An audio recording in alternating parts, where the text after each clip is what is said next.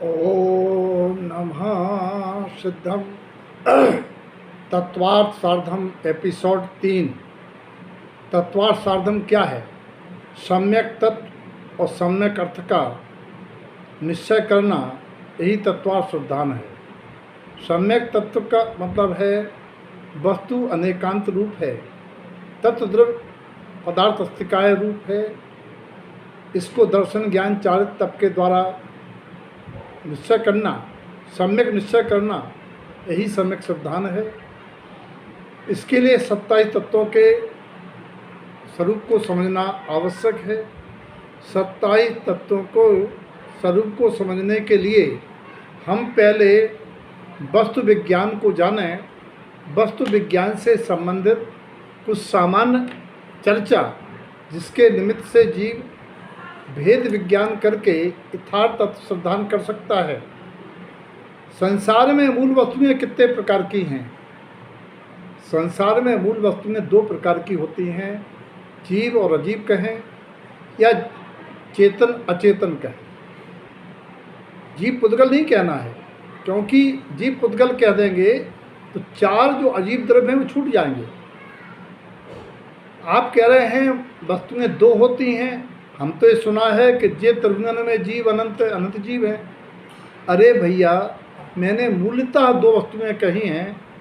उत्तर भेद प्रभेदों से वस्तुएं तो संख्यात असंख्यात अनंत अनंत अनंत होती हैं। अच्छा ये बताओ, जिसमें देखने जाने की शक्ति होती है उसे क्या कहते हैं? आप कहेंगे मनुष्य। अरे मनुष्य नहीं, जीव। चेतनता देखने जानने की शक्ति वाला जीव है। मनुष्य आदि तो उसके पर्यायगत भेद हैं। भाई अगर मनुष्य कह देंगे तो क्या गाय नहीं जानती है, भैंस नहीं जानती है? क्या फूल जीव नहीं है? क्या पानी जीव नहीं है? यहाँ बात है शक्ति, चाहे व्यक्त हो चाहे ना हो। जिसमें चेतना है, जिसमें देखने जानने की शक्ति है, प्रकट हो चाहे ना हो, वो जीव है। और जिसमें देखने जानने की शक्ति नहीं, उसे क्या कहेंगे? अजीव। जैसे मोबाइल, घड़ी, पेन, पेंसिल, मेज, कुर्सी। अच्छा ये बताओ, जीव अजीव को किसके द्वारा जाना जाता है? भेद ज्ञान, यानी ज्ञान के द्वारा भेद करके। अच्छा अजीव के कितने भेद होते हैं?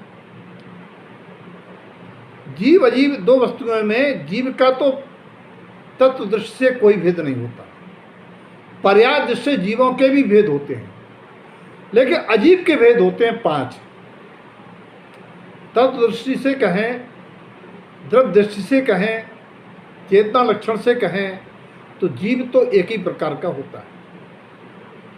लेकिन अजीव 5 प्रकार के हैं। इस 2 वस्तुओं में भी 5 भेद हो गए अजीव के। कौन कौन? पुद्गल, धर्म, अधर्म, आकाश और काल। अच्छा अजीव के जो 5 प्रकार के हैं, इनमें भेद प्रभेद कैसे करेंगे? तो अजीव जो 5 प्रकार के हैं उनमें भी 2 भेद कर देते हैं, रूपी अजीव और अरूपी अजीव। बोले रूपी अजीव किससे कहते हैं? जिस अजीव में रूप हो, रूप रस गंध वर्ण हो, यानी मूर्तिक हो। अरूपी माने जिसमें स्पर्श रस गंध वर्ण ना हो, रूप ना हो, वो अरूपी है। तो रूपी कौन है? पुद्गल, जो मूर्तिक है।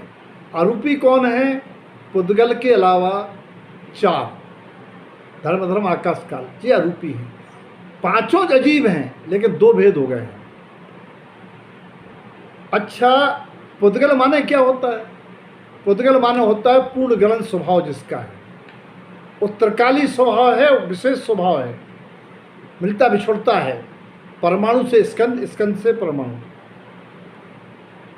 पुद्गल रूपी क्यों है? क्योंकि अभी बात तो आई थी, इस पर रस गंध वर्ण वाला है। इंद्रियों से किस पदार्थ का ज्ञान होता है? देखो इंद्रियां भी शरीर का अभी अंग है ना, शरीर इस पर रस गंध वर्ण वाला है, इंद्रियां भी रूपी है। तो रूपी को ही ग्रहण करेगा, अरूपी को रूपी पदार्थ ग्रहण नहीं कर सकता। और अच्छा ये बताओ, जीव रूपी है क्या रूपी? अरे भाई, शुद्ध नय से तो जीव अरूपी है, लेकिन जब पर्याय की अपेक्षा करेंगे तो जीव कर्म संयोग के सापेक्ष शरीर सेहत होने से वो रूपी जीव है।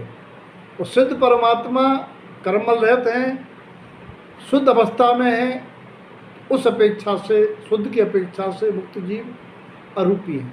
जीव अरूपी है कथनचित शरीर आदि के संयोग से, उसे हम रूपी जीव कहते हैं।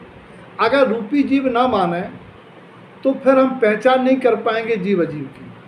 चेतनता सहित जो शरीरधारी हैं वे जीव कहलाते हैं।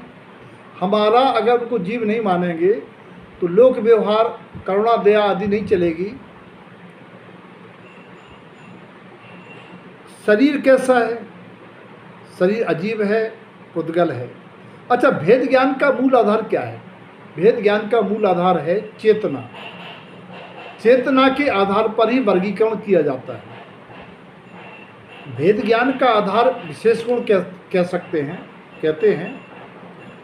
तो जीव के परे अपेक्षा भेद कई प्रकार से, कई भेद है। जीव समास कई प्रकार से कथन है। फिर भी संसारी मुक्त, संसारी में भी जीव तरस, स्थावर, और स्थावर में भी पांचवें जोड़ के छह काय के जीव, तरस विकलात्रय, सकलेंद्री, और सकलेंद्री में भी प्रसैनी असैनी, कई अपेक्षाओं से कई भेद होते हैं। पर्याप्तक, अपर्याप्तक आदि। संख्या प्रदेशों की अपेक्षा से द्रव्यों को जानना।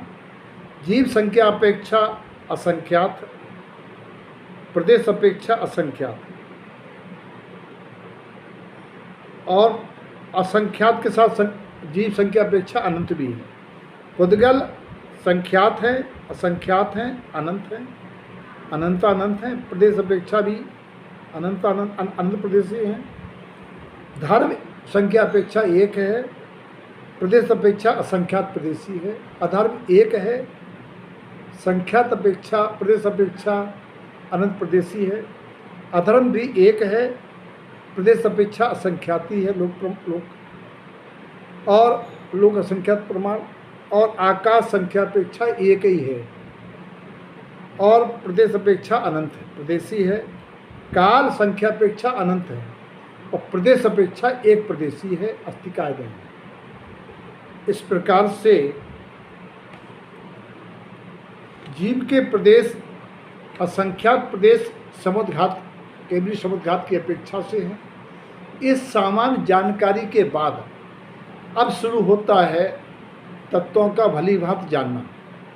आगामी समय में आप तत्वों के स्वरूप को समझेंगे, उसे हम चार अपेक्षाओं से जानेंगे।